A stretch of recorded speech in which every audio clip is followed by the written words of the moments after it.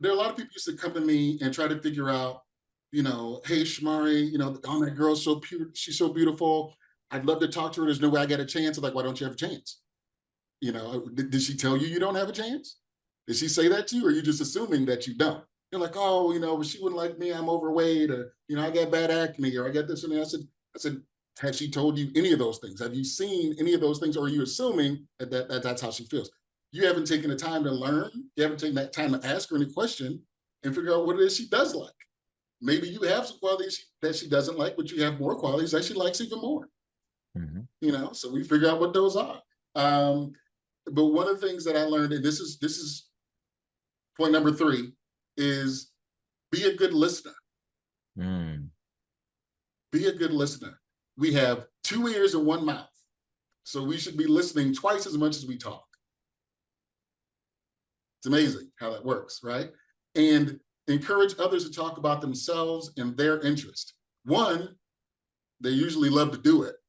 And 2, they'll literally be telling you what to talk to them about. If you're nervous and you want to meet somebody, maybe it's a potential suitor, maybe it's somebody for a job, maybe it's a mentor at an event that, man, I'd really love to just sit and be able to pick that guy's brain and talk to that person. Listen to what they talk about. That's good. You don't have to say a word. Listen to their you can ear hustle. Listen to their conversations. They may be talking to somebody over there in the bathroom, and you listen like, okay, yeah, okay, that's what they want. Great. And so then when you do have an opportunity to speak to them, you may only have a couple of seconds, but because you took the time to prepare and listen to them, when you walk by, you might say, man, you know what I heard? I heard you talking about dogs. I just got this new Cane Corso. It's my favorite. It's my puppy. Yeah, I also heard him talking about that. He loves Cane Corsos too, right? So now, do you think he's going to stop for a second? Like, oh man, that's my favorite. I love that. Now you're striking up a conversation with this person who no one else in the room can, and they're trying to figure out how you were able to get so close to this dude. That's how. You took the time to listen and figure out what they are. And guess what? That guy doesn't know anything about you, right? He doesn't know, he's never met you from John, doesn't know you at all. But the one thing he does know is a positive interaction that he just had with you. So that means if all I did is have 5 seconds with you, and my 5 seconds were positive with you, I now rank as one of the top best people you've ever met. I've never disappointed you. I've never lied to you. I've never shown up late. I've never done any of those things. All I've ever done is do one thing that you thought was awesome for a couple of seconds. I'm now your new favorite person. Think about it. And now you see how when, you are able to listen and you can ask 1 or 2 questions about someone, and all you did was genuinely ask questions, and now you become one of they're like, man, I love that guy. That girl's awesome. Every time I talk to her, every time I'm in a room with her, I brighten up. Yeah, probably because she's asking you about you and letting you talk. It's funny, but it's true, right? Now, I will say this. The opposite is also true. So remember that. If you want people, if you don't want people to like you, talk nonstop about yourself and interrupt them when they have something to say. That's real. Spend enough time in a room with people and all you do is talk about you. I'm sure we've all met them.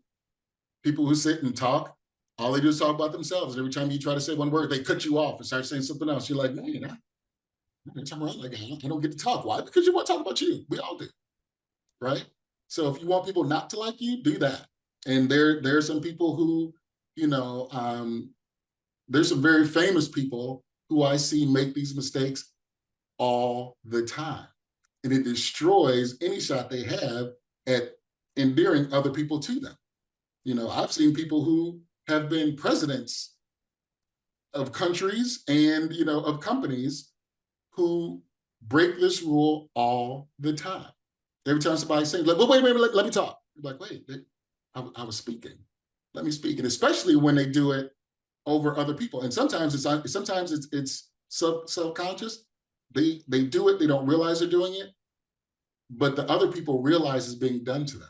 And especially if you're doing it to someone who is already marginalized in our society, whether it be a minority or a female or someone who's handicapped or someone who's older, right? They feel this all the time. They like to call them microaggressions, right? And we feel it all the time. So you don't realize that what you just did, just pounded on them, but they do. And they feel it and they see it, right? And it may change the way that they interact with you. And you're wondering why you might not get that deal. You're wondering why you didn't, spend the time to get the promotion that you thought you were going to get, because the guy who you kept running over and talking, you didn't realize that his mom is the president of the company, and you had an opportunity to sit here and spend some time and get to know this person and develop a relationship with them, where they could have went back and said, "Hey, mom, yeah, that's the guy who's looking for the promotion. Oh, that guy's awesome."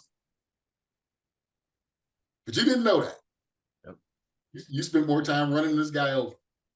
And so when he found out you were the one his mom was thinking about, he was like, "Yeah." It's like, "Why'd you say that?" I was like, "I just didn't get a good feeling about him." "Oh, really?" Now you wondering why you sitting at home broke, you didn't get the job. And that's how it happens. So it happens on both sides. So be mindful of the conversations, especially when talking about yourself. 4. It's the 4th one. How we doing so good? We doing good? We're doing good. We don't have any questions yet, but we're doing good. Am I talking too fast? Nope, you're doing great. You're doing great. Yeah. Okay. So number 4, to win somebody to your way of thinking, get them to say yes early and often. Okay? No answers are much more difficult to build a bond with. String of yeses will make other people much more non-combative and willing to listen. Okay? I could be selling you insurance, and I can say, "Hey, if you were drowning and I threw you a life vest, would you take it?" "Yes." "Great. Buy this for me." But that's a silly example, but that works. And the more you can get someone to say yes, the more apt they are to say yes when you ask what it is that you want to ask that they would have normally had some objection to earlier. Matter of fact, Socrates, it's called the Socratic method, right? This is something that he did all the time. He would ask questions that the other person had to say yes to. And he would keep asking them until they came around to the conclusions that they rejected just a minute ago. So if you really want somebody to come to your way of thinking, get them to say yes. Don't ask them things that they can say no to. Ask them things that they can say yes, or give them the answers that you want. For example, ladies, here's something.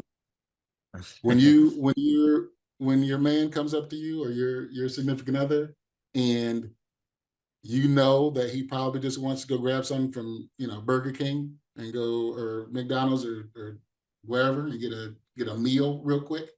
When he asks you what you want to eat, you could say, "You know what? I am hungry. Which one sounds better? Cheesecake Factory or Gibson's?" Now he has to answer. The answer is, I've already given him 2 of these. So now he has to pick. Either one he picks, you're happy with, because it's not McDonald's. You see what I'm saying? So give someone an answer, put someone in a position where they can give you an answer that's not just no. It's a lot easier to build from. Okay? Or you may ask your kids, "You know what? We got a lot of stuff to do today. Which one do you want to do first, laundry or dishes?"